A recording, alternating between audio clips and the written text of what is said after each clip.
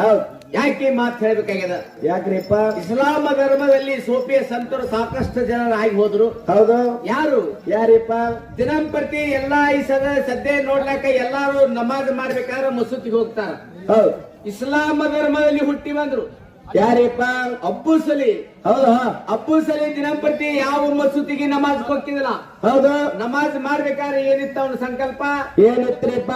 ನೀರ್ ಎಲ್ಲಿರ್ತದ ನೀರಿನ ಮೇಲೆ ನಡ್ಕೋತ್ ಹೋಗಿ ನಮಾಜ್ ಮಾಡ್ತಿದ್ದ. ಹೌದಾ? ಎಲ್ಲರ ಟೈಮ್ ಆಗ ನಮಾಜ್ ಬಿಟ್ಟು ಮನಿ ಕಡೆ ಬರ್ತಿದ್ದಿಲ್ಲ. ಹೌದ್. ಹೋಗಿ ಒಮ್ಮೆ ನಮಾಜಕ್ಕೆ ನಿಂತಂದ್ರ ಆ ತನ್ನ ಶರೀರದಾಗಿರ್ತಕ್ಕಂತ ಅನ್ನ ನೀರಿನ ಋಣ ತೀರುವವರೆಗೆ ಹೌದ್. ಯಾವಾಗ ಹೊಳ್ಳಿ ಹಸು ಆಗ್ತದ ಅವಾಗ ಕಣ್ಣು ತೆಗ್ತಿದ್ದ. ಹೌದಾ? ಒಂದಾನೊಂದ್ ದಿವಸ ಸಂಚಾರ ಮಾಡ್ತಾ ನದಿ ದಂಡಿಗೆ ಹೋದ. ನದಿ ದಂಡಿಗೆ ಹೋಗಿ ನದಿ ಮೇಲೆ ನಡ್ಕೋತ್ ಹೋಗಿ ನಮಾಜ್ ನಿಂತ. ಹೌದ್. ನಮಾಜ್ಗೆ ಏನು ನಿಂತು ನಮಾಜ್ ಕೂತಿದ್ದ. 3 ದಿವಸ ಆಯ್ತು ನಮಾಜ್ ಬಿಟ್ಟು ಹೇಳಿಲ್ಲ. ಹೌದಾ? 3ನೇ ದಿವಸಿಗೆ ಏನೋ ಹೊಟ್ಟೆಯಾಗ ಒಂದ್ ಸ್ವಲ್ಪ